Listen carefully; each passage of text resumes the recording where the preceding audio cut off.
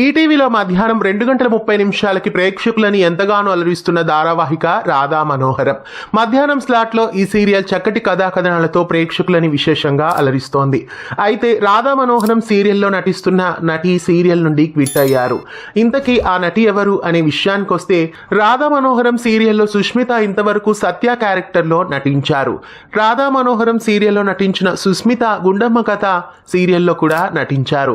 ప్రస్తుతం సుస్మిత సీరియల్ నుండి క్విట్ అయ్యారు. ఆ క్యారెక్టర్లో ప్రముఖ నటి అనూష ఎంట్రీ ఇచ్చారు. అనూష వంటలక్క, నువ్వు నేను ప్రేమ, ప్రస్తుతం రంగుల రాట్నం సీరియల్లో వర్షగా నటిస్తున్నారు.